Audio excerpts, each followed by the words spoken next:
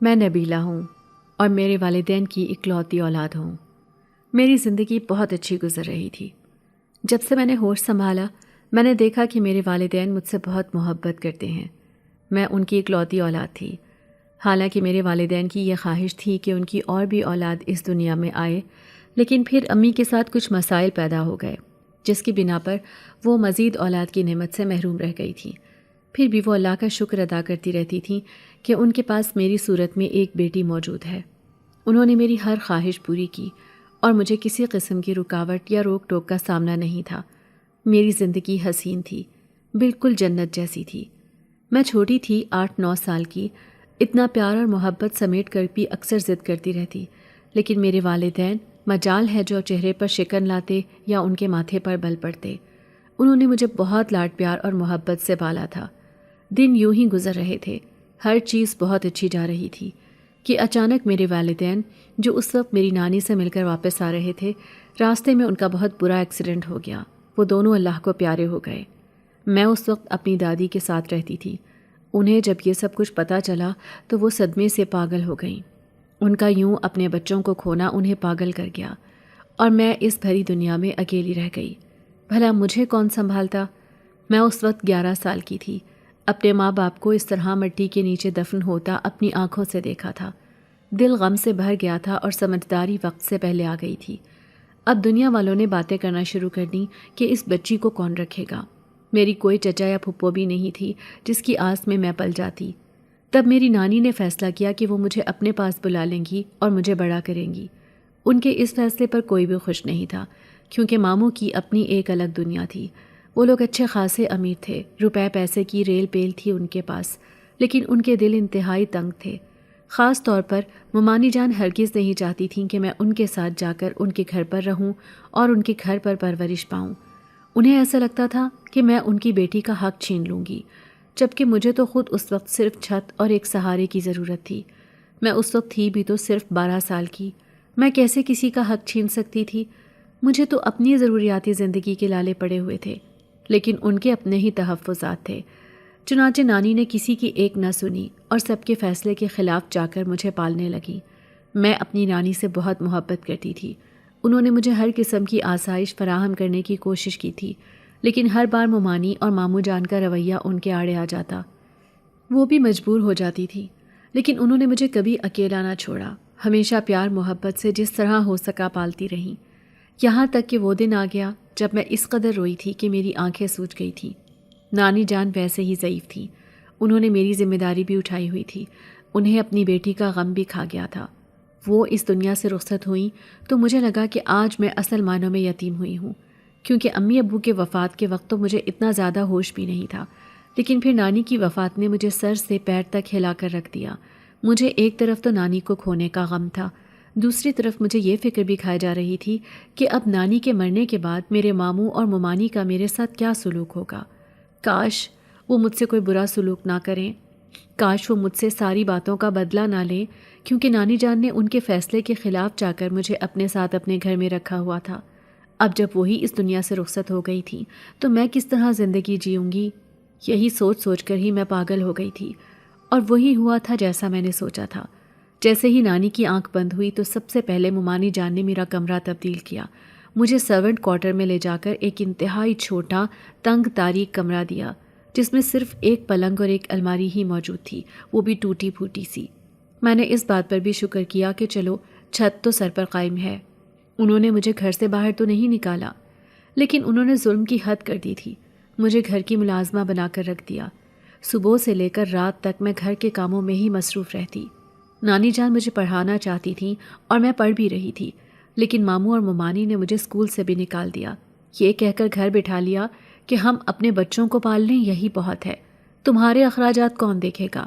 تمہارے ماں باپ کوئی جائیداد چھوڑ کر نہیں گئے جس کی وجہ سے ہم تمہیں پال پوس کر بڑا کریں گے۔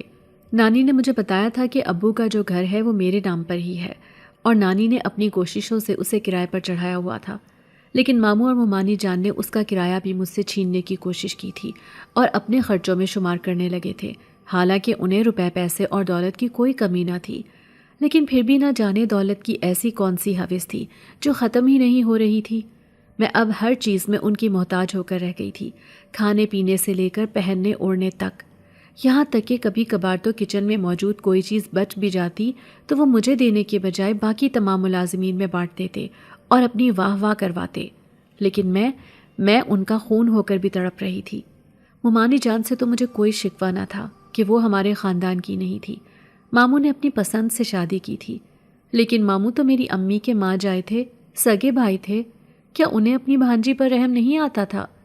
کبھی کبھی اکثر راتوں کو مجھے بھوکا بھی سونا پڑتا اور پھر میں اللہ سے گڑ گڑا کر دعا کرتی، یا اللہ مجھے معاف کر دیں، مجھے ایک اچھی اور بہتر زندگی دیں، لیکن اس طرح مجھے رسوا نہ ہونے دیں۔ اس گھر میں میرا ایک ہی ہمدرد تھا جو ممانی کا سب سے بڑا بیٹا تھا۔ وہ مجھ سے بڑا تھا۔ وہ اکثر اپنی امی کو ٹوک دیتا اور کہتا کہ کسی ننھی سی جان پر اس قدر ظلم کرنا بالکل بھی ٹھیک نہیں ہے، وہ یتیم ہے، آپ کیوں اس پر ظلم کرتی ہیں؟ لیکن ممانی پر اس بات کا کوئی اثر نہ ہوتا اور وہ الٹا مجھے اور ڈانٹتی اور کہتی کہ تمہاری وجہ سے یہ اپنی ماں سے یعنی مجھ سے لڑتا ہے، تم ضرور اس کے کان بھرتی ہو، میرے بیٹے کو بھی مجھ سے دور کر دو گی۔ چنانچہ ایک دو بار تو انہوں نے مجھے میرے ہی سرونٹ کوارٹر میں اندھیری رات میں بند کر دیا تھا اور میری حالت خراب ہو گئی تھی۔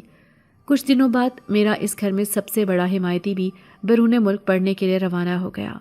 اب تو میں بالکل اکیلی ہو کر رہ گئی، بار بار یہی سوچتی رہتی کہ اب کیا ہوگا میرے ساتھ، کون سا ظلم ممانی جان میرے ساتھ کریں گی۔ میں نے اپنی نانی سے سنا تھا کہ اس حویلی میں ایک بہت بڑا نیم کا درخت ہے، وہاں ایک غیر مرئی مخلوق رہتی ہے جسے ہم اپنی انسانی آنکھ سے نہیں دیکھ سکتے۔ نہ جانے کیوں جب بھی میں اداس ہوتی تو میں اسی درخت کے پاس جا کر بیٹھ کر روتی، اللہ کو یاد کرتی، اپنے ماں باپ کا دکھ مناتی، نانی جان کی کمی محسوس کرتی۔ اور عجیب بات یہ تھی کہ رونے کے ساتھ ہی مجھ پر نیند سی طاری ہو جاتی اور میں وہیں سو جاتی تھی۔ کبھی کبھی مجھے ایسا لگتا کہ اس درخت کے ساتھ میرا ایک خاص تعلق بن گیا ہے، میں وہاں جاتی ہوں تو میرے دل کو سکون ملتا ہے، ایسا لگتا ہے کہ کوئی مجھے اپنی گود میں سلا کر آہستہ آہستہ میرے بالوں میں ہاتھ پھیر کر مجھے پرسکون کرنے کی کوشش کر رہا ہے۔ اسی وجہ سے میری عادت بن گئی تھی کہ میں اپنے تمام اہم اور ضروری کام وہیں بیٹھ کر کیا کرتی تھی۔ مجھے کیا پتا تھا کہ میری اس عادت کی بنا پر میں اپنی زندگی کی بہت بڑی مشکل سے نکل پاؤں گی۔ کبھی نہیں سوچا تھا کہ کسی انسان کی کوئی غیر مرئی مخلوق بھی اس قدر مدد کر سکتی ہے۔ میں نے صرف سنا تھا کہ ایسا دنیا میں ہوتا ہے، لیکن کبھی مجھے تجربہ نہیں ہوا تھا۔ لیکن پھر واقعی میری زندگی میں ایک ایسا وقت بھی آیا جب میں نے باقاعدہ طور پر اس کا تجربہ بھی کیا اور میری مدد بھی کی گئی۔ یہاں ایک بات بتاتی چلوں کہ ماموں جان زمیندار تھے اور ممانی جان کو اسی بات کا بہت زوم تھا، انہیں اسی بات کا غرور اور تکبر تھا۔ گاؤں کے تمام لوگ ان کی عزت کرتے تھے، اور کیوں کرتے تھے یہ میں اچھی طرح جانتی تھی۔ ان کے قہر سے بچنے کے لیے ان کی عزت کی جاتی تھی۔ وہ لوگ مجھ پر تو ظلم کے پہاڑ توڑتے ہی تھے، لیکن گاؤں کے لوگ بھی ان کے ظلم سے بچ نہیں پاتے تھے۔ اگر کسی سے کوئی ذرا سی غلطی ہو جاتی تو ماموں جان نہ صرف اسے گاؤں سے نکال دیتے بلکہ اسے ایسی سزا دیتے کہ اس کی 7 نسلیں بھی یاد رکھیں۔ یہ سب کچھ انتہائی ناانصافی کے ساتھ ہوتا رہا۔ میں اس بات پر بہت گڑتی رہتی تھی، کبھی کبھار ممانی جان کے عتاب کا نشانہ بھی بنی کہ سچ بولا تھا، لیکن آخر کار کب تک یہ سب کچھ ہوتا رہتا؟ ایک نہ ایک دن تو ظالم کی ڈور کھنچنے ہی والی تھی۔ میری زندگی تو نہیں بدلی تھی، لیکن ممانی جان کی بیٹی گڑیا جو مجھ سے ہمیشہ حسد کرتی تھی، اس کی شادی طے ہو گئی۔ اس کے پاؤں تو زمین پر ہی نہیں ٹکتے تھے اور وہ بات بے بات مجھے یہی کہتی رہتی، تم مجھ سے 3 سال بڑی ہو لیکن تم یہیں مرو گی، تمہارا کبھی کوئی اچھا ٹھکانہ نہیں ہوگا، اور مجھے دیکھو تم سے چھوٹے ہو کر میری شادی ہونے والی ہے۔ میں اس کی بات پر بالکل بھی برا نہ مناتی۔ میں سمجھ چکی تھی کہ یہ لوگ اپنی دولت کے گھمنڈ میں اس قدر آگے بڑھ چکے ہیں کہ انسانوں کو کیڑے مکوڑے سمجھنے لگے ہیں۔ اسی دوران حیرت انگیز طور پر ممانی جان مجھ پر مہربان ہوتی چلی گئی۔ وہ مجھے دیگر ذمہ داریاں بھی سونپنے لگ جاتی، کہتی آج تمہیں یہ کام کرنا ہے، آج تمہیں یہ کام کرنا ہے۔ جب میں حیرانی سے انہیں دیکھتی کہ وہ آج کل مجھ پر کوئی ظلم یا قہر کیوں نہیں توڑ رہی، تو انہوں نے ایک دن مجھے کہہ ہی دیا، بیٹا گڑیا اس گھر سے جانے والی ہے، اور مجھے احساس ہوتا ہے کہ میں تمہارے ساتھ کوئی اچھا سلوک نہیں کرتی تھی۔ اس کے جانے کے بعد بیٹی کی کمی تو مجھے محسوس ہوگی ہی، چنانچہ اب میں تمہیں سارے کام سونپتی ہوں تاکہ تم بھی میرے قریب آ سکو، اور تم اس گھر کی ہی ایک فرد ہو، تمہیں اس کا درجہ مل جائے۔ انہی دنوں ایک دن انہوں نے مجھے بلایا اور گڑیا کی شادی کے پیسے میرے پاس رکھوا کر کہنے لگی، یہ 25 لاکھ روپے ہیں، مجھے ایک کام سے شہر جانا ہے، تم یہ پیسے اپنے پاس رکھو امانت کے طور پر، واپس آ کر تم سے لوں گی۔ پہلے تو میں بہت زیادہ گھبرا گئی، بھلا وہ مجھے اتنی بڑی رقم کیوں دینا چاہتی ہیں؟ لیکن جب انہوں نے مجھے جذباتی طور پر کمزور کرنے کی کوشش کی تو میں نے فوراً سے حامی بھر لی، لیکن میں بری طرح ڈر رہی تھی کہ میں یہ کیسے رکھوں گی، یہ امانت میں اپنے پاس کہاں رکھوں گی؟ کہیں یہ گم ہو گئی تو پھر ممانی جان کا عذاب مجھ پر نازل ہو جائے گا، اور میں ایسا ہرگز نہیں چاہتی تھی۔ میں نے ڈرتے ڈرتے وہ رقم اپنی الماری میں جیسے تیسے چھپا کر رکھ دی اور چابی اپنے دوپٹے کے پلو سے باندھ لی۔ اسی دوران مجھے کمرے سے ایک روشنی میں نہاتی ہوئی تحریر ملی۔ اس کے بعد سے میرا پورا وجود کانپ رہا تھا، مجھے بخار بھی چڑھ گیا، میں بہت حد تک خوفزدہ ہو گئی تھی۔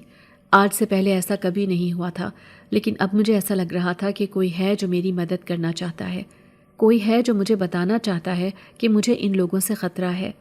پر میں نے تو اپنے طور پر ہر ممکن حد تک خود کو بچانے کی کوشش کی تھی اور پیسے بھی سنبھال کر رکھے تھے۔ مجھے امید تھی کہ ممانی جان اب ٹھیک ہو گئی ہیں اور میرے ساتھ ایسا کچھ بھی نہیں ہوگا۔ میں گہری گہری سانسیں لے کر جب بالکل نارمل ہو گئی تو کچن کا رخ کیا اور ملازمہ سے پوچھ کر کام کرنے لگی۔ ممانی جان میرے لیے کچن کے کاموں کی بھی ایک لمبی لسٹ بنا کر گئی تھی۔ میرے پورے وجود پر تھکن طاری ہو گئی۔ اسی دوران اچانک مجھے ایسا لگا جیسے کسی نے مجھے پکارا ہے، نبیلہ، نبیلہ، لیکن وہاں کوئی بھی نہیں تھا۔ میں ایک دم سے خوفزدہ ہو گئی کیونکہ میں تو بالکل اکیلی وہاں کھڑی تھی۔ کوئی میرا نام بھلا کیوں پکارے گا؟ اور یہ آواز تو بالکل بھی کوئی انسانی آواز معلوم نہیں ہوتی تھی، بھاری بھرکم آواز تھی۔ اس آواز کی وجہ سے میں بے حد خوفزدہ ہو گئی اور بھاگ کر اپنے کمرے میں آ گئی۔ جیسے ہی میں اپنے کمرے میں آئی تو میرے ہوش اڑ گئے کہ میری الماری کھلی ہوئی تھی اور کپڑے گرے ہوئے تھے۔ میں وہیں بیٹھ کر صدمے سے پریشان ہو کر اپنا سر پیٹنے لگی۔ بھلا میرے ساتھ یہ کیا ہو گیا؟ مجھے ایسا لگ رہا تھا کہ میری روح میرا ساتھ چھوڑ گئی ہے۔ میں نے فوراً سے اپنے کمرے کا دروازہ بند کیا اور پوری الماری چھان ماری، لیکن لفافہ کہیں پہ موجود نہیں تھا۔ یا اللہ، اب میں کیا کروں گی؟ یہ لفافہ کہاں چلا گیا؟ میں خود کلامی کرتے ہوئے اونچی اونچی آواز میں بے تحاشا رو پڑی۔ سمجھ نہیں آ رہا تھا کیا کروں۔ کبھی دیوانہ وار پلنگ پر بیٹھ کر اپنے بال مٹھیوں میں جکڑ کر خود کو تھپڑ مارنے لگتی، کبھی الماری کو بار بار کھنگالنے لگتی کہ کہیں سے وہ لفافہ برآمد ہو جائے، لیکن وہ لفافہ ہوتا تو ملتا نا۔ وہ پورا لفافہ کہیں غائب ہو چکا تھا۔ پورے 25 لاکھ روپے مجھ سے گم ہو گئے تھے۔ اب میں کیا کروں کیا نہ کروں؟ میرے پاس وقت بہت کم تھا۔ آج رات کو ممانی نے واپس آ جانا تھا اور اس وقت شام ہو رہی تھی۔ میں نے کافی دیر رونے میں گزار دی، یہاں تک کہ میری آنکھوں میں درد ہونے لگا۔ میں کیا کروں گی؟ میں کہاں جاؤں گی؟ یا اللہ، تو میری مدد فرما، مجھے 25 لاکھ روپے مل جائیں، ورنہ میں تو کہیں کسی کو منہ دکھانے کے لائق نہ رہوں گی۔ ممانی جان نے اپنی دوستوں کے سامنے میرے حوالے پیسے کیے تھے، اب وہ مجھے چور سمجھیں گی۔ یہ سارے سوالات میرے ذہن میں پیدا ہوئے تو میں پوری جان سے کانپ کر رہ گئی، یہاں تک کہ میں گھٹنوں میں سر دے کر بے بسی سے زاروں قطار رونے لگی۔ اچانک میرے کمرے میں وہی روشنی سی چھا گئی جو مجھے اس دن بھی محسوس ہوئی تھی۔ میں رونا دھونا بھول کر اس روشنی کو دیکھنے لگی۔ وہ روشنی فضا میں ادھر سے ادھر ناچ رہی تھی۔ میں حیرانی سے آنکھیں پھاڑ پھاڑ کر اس روشنی کو ناچتے ہوئے دیکھ رہی تھی کہ بھلا یہ کیا تماشا ہو رہا ہے۔ اس دوران تھوڑی ہی دیر کے لیے صحیح میرے دماغ سے یہ بات بالکل نکل گئی تھی کہ پورے 25 لاکھ روپے مجھ سے کہیں گم ہو گئے ہیں جو گڑیا کے جہیز کے لیے ممانی جان نے رکھے تھے۔ اب میں کیا کروں کیا نہ کروں، مجھے کچھ سمجھ نہیں آ رہا تھا۔ اسی دوران وہ روشنی میرے کان کے پاس آئی اور اچانک سے ایک خوبصورت نوجوان میں بدل گئی۔ یہ دیکھ کر میں اچھل کر رہ گئی اور پلنگ سے بھاگ کر پردے کے پیچھے چھپ گئی۔ بھلا یہ کیسے ہو سکتا تھا؟ میری آنکھوں نے جو منظر دیکھا تھا وہ کیسے سچ ہو سکتا تھا؟ نہیں، ہرگز نہیں۔ میں نے اپنی آنکھیں میچ لیں اور دوبارہ سے اس نوجوان کی طرف نہ دیکھا جس کی آنکھوں سے اس قدر روشنی پھوٹ رہی تھی کہ میں اس کی طرف دیکھ بھی نہیں سکتی تھی۔ یہ کوئی انسانی مخلوق ہرگز نہیں تھی، اور مجھے تو پکا یقین تھا کہ میں نے دروازہ بند کیا ہے، وہ کھلا نہیں تھا۔ تو پھر یہ کہاں سے آیا؟ وہ کون تھا؟ کیا تھا؟ کیسا تھا؟ مجھے کچھ معلوم نہیں ہو سکا۔ بس میرا دل زور زور سے دھڑکنے لگا اور میں نے پردے کو زور سے اپنی مٹھیوں میں بھینچ کر پکڑ لیا۔ اسی دوران میرے کان کے قریب سرگوشی ہوئی، تم کیوں ڈر رہی ہو؟ میں تو تمہاری مدد کے لیے آیا ہوں۔ یہ سنتے ہی میں اچھل پڑی اور جیسے ہی آنکھیں کھول کر دیکھا تو کیا دیکھتی ہوں کہ وہی نوجوان میرے بالکل سامنے کھڑا مجھے دیکھ کر مسکرا رہا ہے۔ اس کی مسکراہٹ میں اس قدر طاقت تھی کہ میں بس پھٹی پھٹی نگاہوں سے اس کی طرف دیکھ کر رہ گئی اور میرے منہ سے بے ساختہ یہ نکل پڑا، تم کون ہو اور یہاں کیا کر رہے ہو؟ یہاں کیوں آئے ہو تم؟ حالانکہ میں اس قدر خوفزدہ تھی کہ ٹھیک سے آواز بھی نہیں نکل رہی تھی، لیکن خود بخود میرے منہ سے یہ سوالات نکل پڑے۔ وہ نوجوان یہ سوالات سن کر زور زور سے کہکہا لگا کر ہنسنے لگا۔ اس کا جناتی کہکہا سن کر پورا کمرہ ہل گیا تھا اور میں یہ سب دیکھ کر جیسے اپنی جگہ ساکت کھڑی ہو گئی۔ بھلا میری زندگی میں یہ ہو کیا رہا ہے اور مجھے یہ کون سی مخلوق دکھ رہی ہے؟ اس نے مجھے کہا کہ تم ڈرو مت، میں نیم کے درخت پر رہنے والا جن زادہ ہوں اور تمہاری مدد کے لیے آیا ہوں۔ تمہیں میری مدد کی ضرورت پڑے گی کیونکہ تمہاری زندگی ایک انتہائی مشکل وقت سے گزرنے والی ہے۔ اس کی بات سن کر میری آنکھوں میں آنسو آ گئے۔ نہ چاہتے ہوئے بھی میرے منہ سے نکل ہی گیا کہ اب میری زندگی میں برا وقت ہی برا وقت ہے، کیونکہ مجھ سے میری ممانی جان کے پیسے گم ہو گئے ہیں۔ ابھی تو میں نے انہیں الماری میں رکھا تھا اور ابھی جب میں دوبارہ آ کر دیکھ رہی ہوں تو وہ الماری میں موجود ہی نہیں ہے۔ یہ کہتے ہی میں وہیں بیٹھ کر زاروں قطار رونے لگی اور میری ہچکیاں بند گئیں۔ مجھے سمجھ آ گئی تھی کہ ممانی جان نے میرے ساتھ یہ سب کیا کھیل کھیلا ہے۔ انہوں نے خود ہی میرے پاس پیسے رکھوائے اور خود ہی پیسے غائب کروا دیے۔ ایسے میں خود کو کیسے بے گناہ ثابت کر سکتی تھی؟ میں ہرگز بھی ایسا نہیں کر سکتی تھی۔ نہ میرے پاس طاقت تھی اور نہ میرے پاس دولت تھی۔ میں ان کے سامنے حقیر تھی اور انہوں نے میرے ساتھ یہ کھیل کھیلا تھا۔ میں اس قدر رنجیدہ تھی کہ یہ بھی بھول گئی کہ میرے سامنے جو کھڑا ہے وہ کوئی انسان نہیں ہے بلکہ ایک جن زادہ ہے جو مجھے یوں تکلیف میں دیکھ کر میرے سامنے حاضر ہو گیا ہے۔ اسی دوران میرے دروازے پر دستک ہوئی۔ میں اپنی پوری جان سے کانپ کر رہ گئی۔ اپنی حالت جلدی سے درست کی کہ کسی کو پتہ نہ چل سکے کہ میں رقم کھو چکی ہوں۔ کمرے کا حلیہ ٹھیک کیا اور جیسے ہی دروازہ کھولا تو وہاں ملازمہ کھڑی تھی۔ اس نے مجھے دیکھتے ہی کہا، ممانی جان تمہیں بلا رہی ہیں۔ انہوں نے تو کہا تھا کہ میں کل واپس آؤں گی اور وہ 2 گھنٹے کے اندر واپس آ گئی تھی۔ اب مجھے اچھی طرح سمجھ آ چکی تھی کہ یہ ان کا ہی منصوبہ تھا۔ بھلا وہ یہ سب کچھ کیوں کرنا چاہتی تھی؟ اس سب کے پیچھے کیا وجہ تھی مجھے معلوم نہیں ہو سکا۔ میں نے جیسے ہی پیچھے مڑ کر دیکھا تو وہاں کوئی بھی نہیں تھا۔ تو بھلا جو نوجوان مجھے نظر آیا تھا وہ کہاں غائب ہو گیا؟ یا یہ میرا خواب تھا؟ یا صدمے کے زیر اثر میرے دماغ پر گہرا اثر ہوا تھا جس کی وجہ سے مجھے یہ سب کچھ دکھائی دیا؟ میں بالکل بھی اندازہ نہیں کر پائی تھی۔ میری حالت اس وقت بالکل مردہ جسم کی سی ہو رہی تھی جس میں سے جان آہستہ آہستہ نکل رہی ہو۔ میں نے اپنی آنکھوں سے نکلنے والے آنسو صاف کیے اور فوراً سے ممانی جان کے کمرے کی طرف بڑھ گئی۔ وہاں پہنچی تو معلوم ہوا کہ وہاں تو شادی میں آنے والے بہت سے مہمان موجود ہیں اور ماموں جان کے ساتھ ساتھ ان کا اکلوتا بیٹا بھی آیا ہوا تھا جو مجھے دیکھ کر مسکرا دیا، لیکن میں مسکرا بھی نہ سکی۔ اس کے مسکرانے کی وجہ مجھے سمجھ نہیں آئی تھی۔ میں اس وقت شدید تکلیف میں تھی، کچھ سمجھ نہ پائی کہ وہ مجھے دیکھ کر مسکرا کیوں رہا ہے۔ اسی دوران ممانی جان نے مجھے دیکھا تو کہنے لگی، تمہاری طبیعت ٹھیک نہیں ہے کیا؟ تمہیں کیا ہوا ہے؟ میں نے کہا، نہیں، میں بالکل ٹھیک ہوں، بس معمولی سا بخار ہے، وہ ٹھیک ہو جائے گا۔ میرے پاس ایک یہی بہانہ تھا جو میں اس وقت بنا سکتی تھی، لیکن یہ میرا دل ہی جانتا تھا کہ میری کیا حالت ہو رہی ہے۔ میں دل ہی دل میں اللہ سے یہ دعا کرنے لگی کہ وہ مجھ سے وہ پیسے نہ مانگ لیں۔ اگر انہوں نے مجھ سے پیسے مانگ لیے تو میں کہاں سے لاؤں گی؟ 25 لاکھ روپے تو اگر میں پوری زندگی بھی کام کروں گی تو کبھی نہیں دے پاؤں گی۔ میں نے آنکھیں بند کر لیں۔ اسی دوران ممانی جان نے مجھ سے وہی سب کچھ کہا جو میں سننا نہیں چاہتی تھی۔ انہوں نے مجھے کہا، بیٹا 2 گھنٹے کے لیے تمہیں امانت کی دیکھ بھال کرنی پڑی، اب تم ایک کام کرو، وہ امانت میرے پاس آ کر واپس دے جاؤ، تمہارے ماموں جان کے حوالے کرنی ہے۔ وہ ضروری سامان خرید کر لا رہے ہیں نا، گڑیا کی شادی بھی تو ہے نا، اس کے جہیز کا سامان خریدنا ہے، جلدی سے لے کر آؤ وہ رقم اور اپنے ماموں جان کے ہاتھ پر رکھ دو۔ میں ان کی بات سن کر مڑ گئی، لیکن میرا دل جانتا تھا کہ میرے دل پر اس وقت چھریاں چل رہی ہیں۔ میں پیسے کہاں سے لاؤں گی؟ کیا کروں گی؟ میں کہاں سے دوں گی پیسے؟ مرتی کیا نہ کرتی۔ میں نے اسی وقت ایک فیصلہ کر لیا کہ میں سچ کہوں گی اور اس کے بعد جو سزا وہ مجھے دینا چاہیں گے میں اس کا سامنا کرنے کے لیے تیار ہوں۔ میں نے اپنے حلق سے تھوک نگلتے ہوئے انہیں کہا، مجھ سے پیسے گم ہو گئے ہیں، میں نے الماری میں رکھے تھے۔ میں کچن میں کھانا بنانے گئی تھی اور واپس آئی تو میرے کمرے کا دروازہ بھی کھلا ہوا تھا، الماری سے کپڑے بھی نکلے ہوئے تھے اور رقم کہیں موجود نہیں تھی۔ ممانی جان ایک دم غصے سے کھڑی ہو گئیں۔ وہ آگے بڑھ کر میرے منہ پر تھپڑ رسید کرنے ہی والی تھیں کہ ان کا ہاتھ فضا میں بلند ہو کر رہ گیا۔ ان کے ہاتھ میں ایک دم شدید درد اٹھا۔ وہ ایک دم سے پیچھے ہو گئیں اور کہنے لگیں، تم جادوگرنی ہو کیا؟ جادو کر رہی ہو مجھ پر؟ ایک تو ہماری رقم ہتھیالی، اوپر سے کہہ رہی ہو کہ مجھے نہیں پتا کہاں گئی۔ دیکھا، اسی لیے میں آپ سے کہا کرتی تھی کہ اس لڑکی کو اپنے گھر میں رکھ کر ہم اپنے ہی پاؤں پر کلہاڑی مار رہے ہیں، لیکن آپ نے میری ایک بات نہ مانی، نہ سنی۔ اب بتاؤ بھلا، اتنی بڑی رقم ہم کہاں سے لائیں گے؟ مجھے امید ہے اسی کے کمرے سے ہمیں رقم ملے گی۔ یہ ہم سے جھوٹ بول رہی ہے تاکہ ہم اس پر ترس کھا کر اسے معاف کر دیں۔ ممانی جان کا غصے سے برا حال ہو رہا تھا اور ماموں جان بھی میری طرف نفرت آمیز نگاہوں سے دیکھ رہے تھے۔ البتہ ان کا اکلوتا بیٹا مجھے کسی الجھن میں دکھائی دیا۔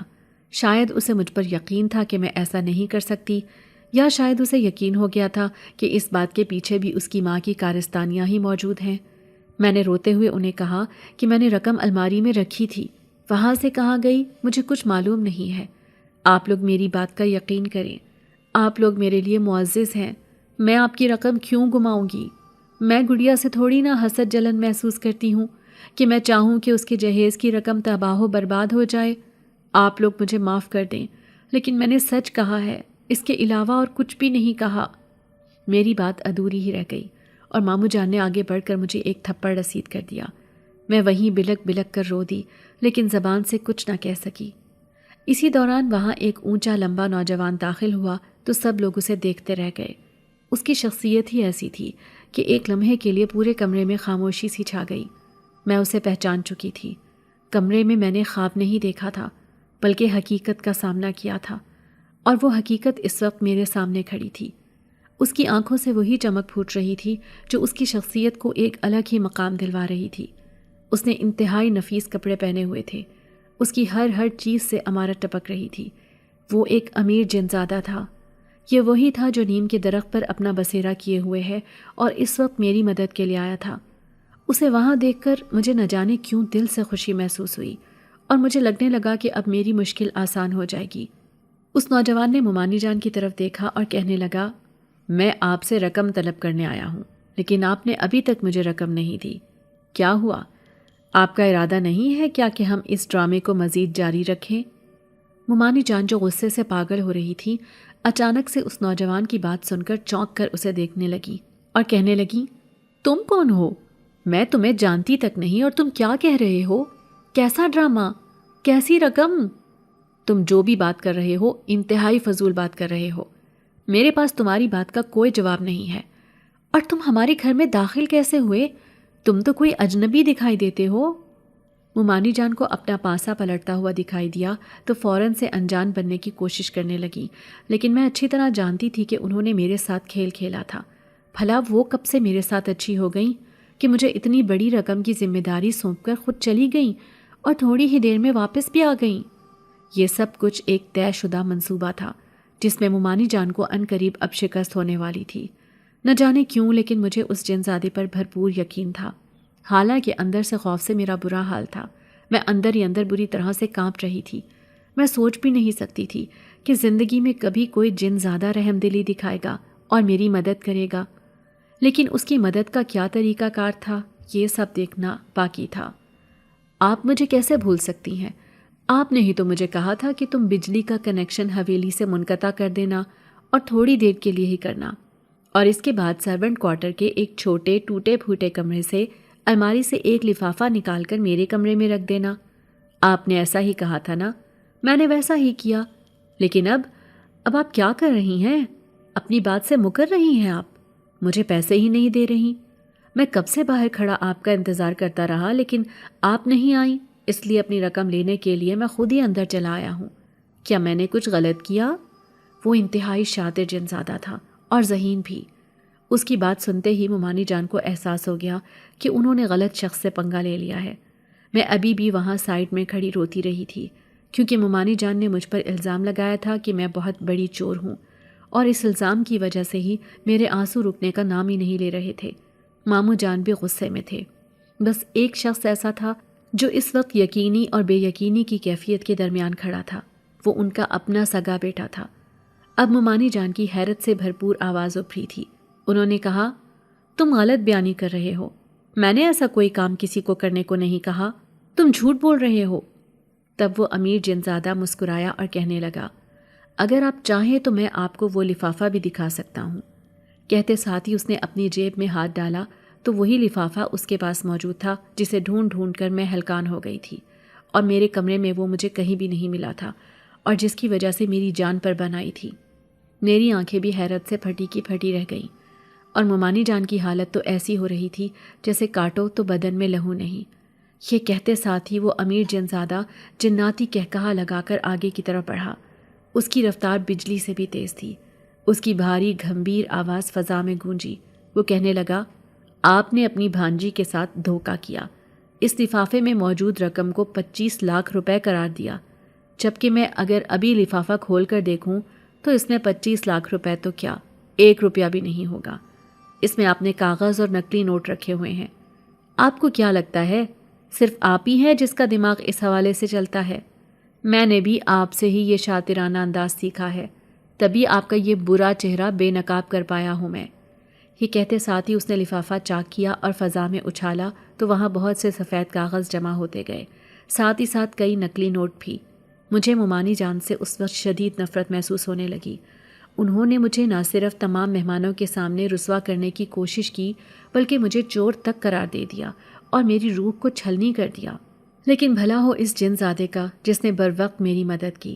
میں اللہ تعالیٰ کی اس مدد پر حیران رہ گئی تھی۔ اس نے میری مدد کے لیے اس امیر جن زادے کو بھیجا۔ اگر وہ میری مدد کو نہ آتا تو نہ جانے میرے ساتھ یہ لوگ کیسا سلوک کرتے۔ اب ممانی جان نے روتے ہوئے ماموں جان کو قسمیں دیں، لیکن ماموں جان کے آگے بھی ممانی کی حقیقت کھل گئی تھی۔ وہ کافی عرصے تک مجھے ہی قصوروار سمجھتے رہے تھے کہ میں ہی غلط ہوں، لیکن اب انہیں اپنی بیگم کی غلطی نظر آئی تو انہوں نے انہیں سب کے سامنے ذلیل کر کے وہاں سے جانے کا حکم دیا۔ مہمانوں کے سامنے ہاتھ جوڑ کر اس سب تماشے کے لیے معافی مانگی اور خود بھی مرے مرے قدموں سے باہر کی طرف جانے لگے۔ جانے سے پہلے وہ میری طرف مڑے، اپنے ہاتھ جوڑے اور سر کو شرمندگی سے جھکا کر کہنے لگے، میری بیٹی مجھے معاف کر دو۔ جب سے تم نے ہوش سنبھالا، تمہاری ماں مری تو میں نے بھی اپنی بیوی کی باتوں پر یقین کیا، تم پر یقین نہ کیا۔ آج میں سب کے سامنے رسوا ہو گیا ہوں۔ میری بیوی تمہیں حویلی سے نکالنے کے لیے اس حد تک جا سکتی ہے کہ تمہیں چور بنا دے اور تمہارے ساتھ یہ کھیل کھیلے۔ میں یہ سب کچھ برداشت نہیں کر پا رہا ہوں۔ یہ کہتے ہی وہ نم آنکھوں سے وہاں سے چلے گئے۔ بڑا کمرہ خالی ہو گیا۔ اب وہاں صرف میں، ممانی کا بڑا بیٹا اور جنزادہ موجود تھا۔ ممانی کا بیٹا آگے آیا اور کہنے لگا، نبیلہ، میں سمجھ گیا ہوں کہ امی نے یہ سب کچھ کیوں کیا ہے۔ دراصل میں نے امی کو تمہارے لیے راضی کرنے کی کوشش کی تھی اور وہ مان گئیں۔ میں حیران تھا، لیکن پھر انہوں نے تمہارے ساتھ یہ کھیل کھیلا تھا تاکہ وہ تمہیں میری نظر میں گرا سکیں، پر اب وہ خود میری نظروں میں گر چکی ہیں۔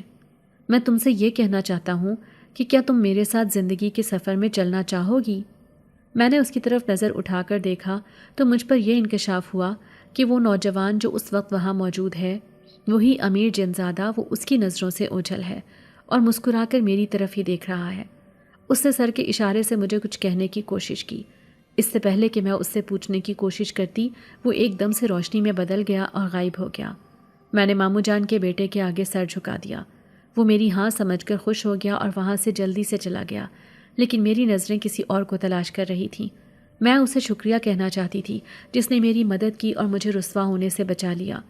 میں اداس ہو گئی کہ میں آخری بار اس سے بات نہ کر سکی۔ حالانکہ میں بے حد خوفزدہ بھی تھی، لیکن اس کی مدد کا جذبہ مجھے اسے ڈھونڈنے میں مدد دے رہا تھا۔ جیسے ہی میں اپنے کمرے کی بالکنی میں آئی تو یہ دیکھ کر حیران رہ گئی کہ وہ وہاں موجود تھا۔ مجھے دیکھ کر مسکرا دیا، کہنے لگا، تم میرا ٹھکانہ جانتی ہو اور تمہارا ٹھکانہ تو میری نظروں میں کافی عرصے سے ہے۔ تم مجھے اچھی لگتی تھی، بچی تھی تب سے تمہیں دیکھتا ہوں نبیلہ۔ تم بہت اچھے دل کی مالک ہو اور تم اسی سب کی حقدار ہو۔ تمہاری ممانی جان کے برے دن شروع ہو گئے ہیں اور اب تمہاری شادی انہی کے بیٹے سے ہو جائے گی۔ تم یہاں پر راج کرو گی، لیکن یاد رکھنا کبھی کمزور پر ظلم نہ کرنا اور کبھی اپنی طاقت کا غلط استعمال نہ کرنا۔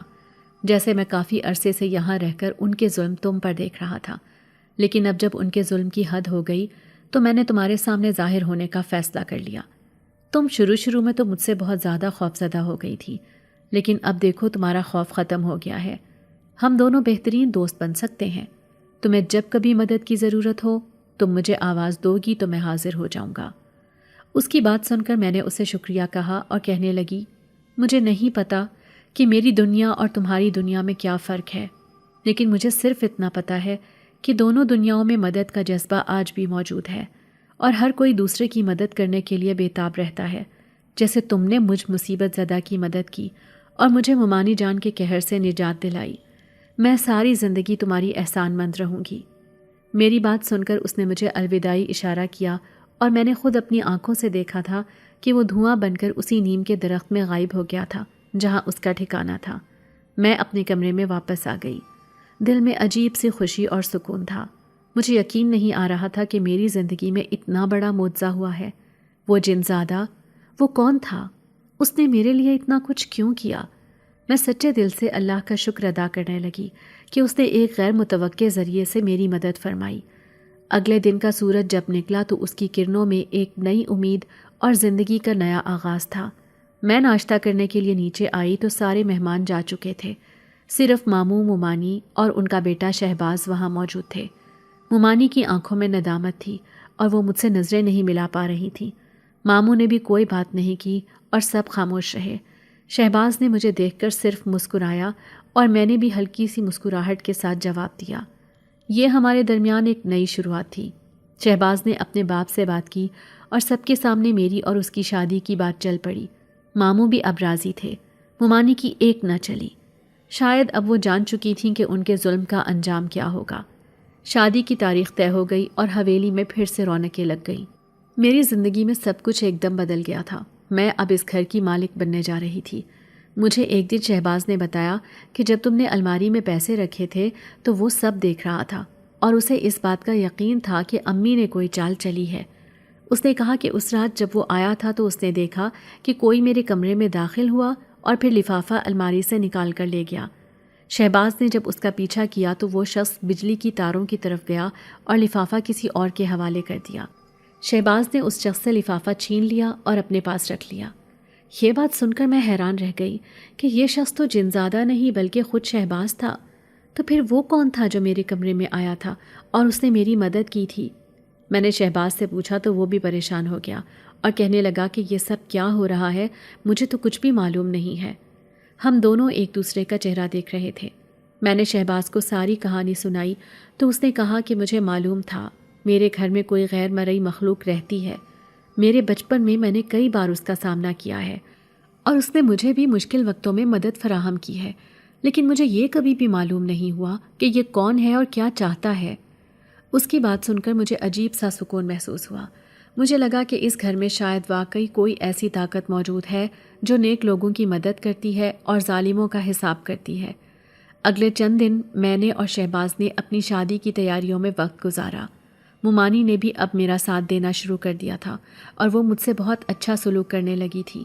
شاید انہوں نے یہ سمجھ لیا تھا کہ اب وہ ہار چکی ہیں اور میں اس گھر کی بہو بننے جا رہی ہوں۔ میں نے کبھی بھی ان سے اپنے ماضی کے رویے کا شکوہ نہیں کیا اور انہیں بھی اب اس بات کا احساس ہو گیا تھا۔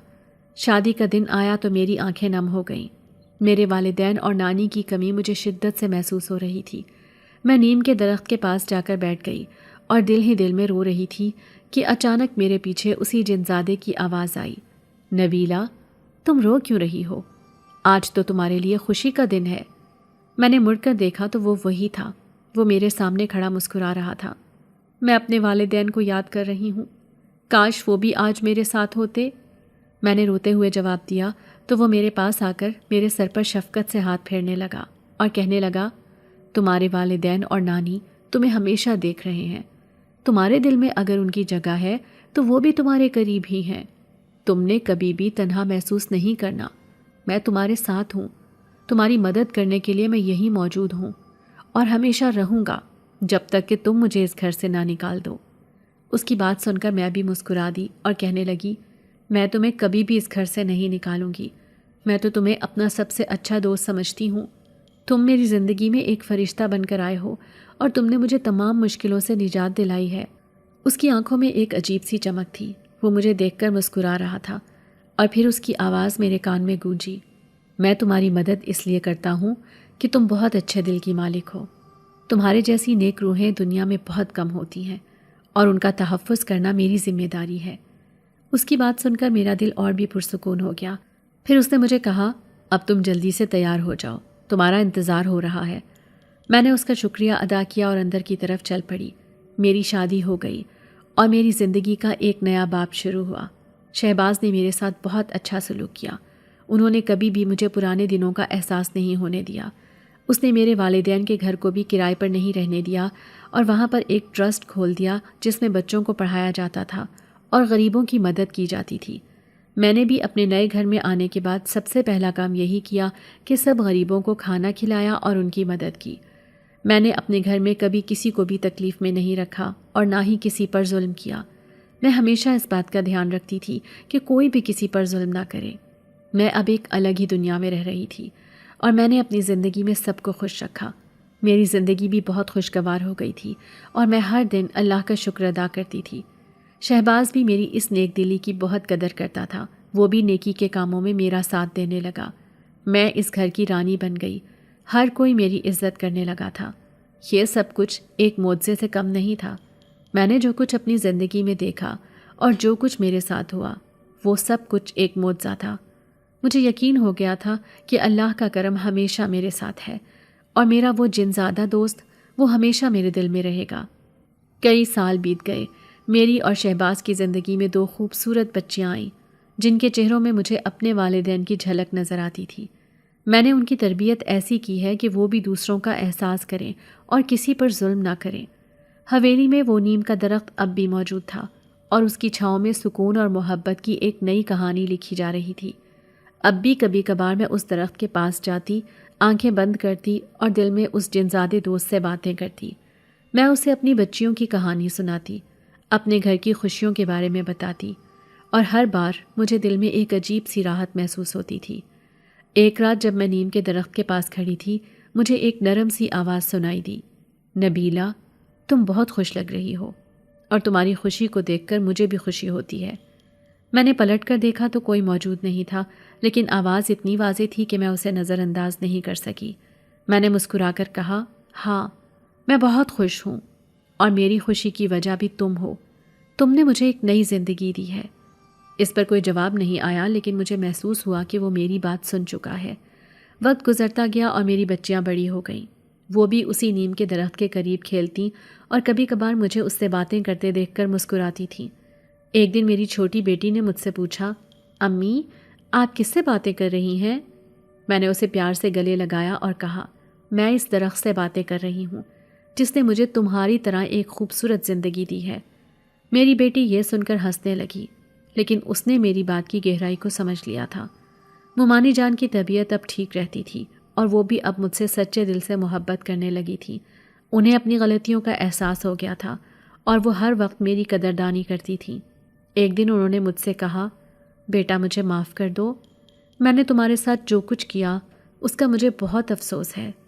میں نے ان کا ہاتھ تھاما اور کہا، ممانی جان، میں سب کچھ بھول چکی ہوں۔ اب ہم ایک خاندان ہیں اور ہمارے درمیان کوئی رنجش نہیں ہے۔ میں نے گاؤں کے لوگوں کی بھی بہت مدد کی۔ اب وہ مجھے ماں یا بیٹی کہہ کر پکارتے تھے۔ میں نے ہر وہ کوشش کی جو مجھ سے ہو سکتی تھی اور اسی وجہ سے میرے دل میں سکون اور سکون بڑھتا گیا۔ ایک دن جب میں ایک غریب بچی کی شادی کروا رہی تھی تو مجھے ایک لمحے کے لیے ایسا لگا جیسے وہ جنزادہ بھی میرے ساتھ موجود ہے۔ اس کی مسکراہٹ میرے دل میں گونجی اور مجھے احساس ہوا کہ میں صحیح راستے پر ہوں۔ کبھی کبھار جب مجھے کوئی مشکل پیش آتی تو میں اس درخت کے پاس جاتی اور دعا کرتی۔ میری دعا کا اثر جلد ہی ہوتا اور میری مشکلات دور ہو جاتی۔ مجھے یقین ہو گیا تھا کہ یہ سب کچھ اس جنزادے کی وجہ سے ہو رہا ہے جو مجھے دیکھ رہا ہے اور میری مدد کر رہا ہے۔ میں نے شہباز کو یہ ساری کہانی سنائی تو وہ بھی حیران رہ گیا۔ اس نے مجھے کہا، نبیلہ، تم بہت خوش قسمت ہو۔ تمہارے پاس ایک ایسا دوست ہے جو تمہارے لیے ہر مشکل میں مدد کرتا ہے۔ میں نے کہا، ہاں، میں خوش قسمت ہوں، لیکن میری خوش قسمتی کی وجہ صرف وہ نہیں ہے، بلکہ میری خوش قسمتی کی وجہ میری نیک نیتی بھی ہے جو مجھے اس راستے پر لے کر آئی۔ میری زندگی میں سب کچھ مکمل ہو چکا تھا۔ مجھے وہ محبت ملی جو میرے والدین سے ملتی تھی، وہ خاندان ملا جو مجھے کبھی نہیں ملا تھا، اور وہ سکون ملا جس کی مجھے تلاش تھی۔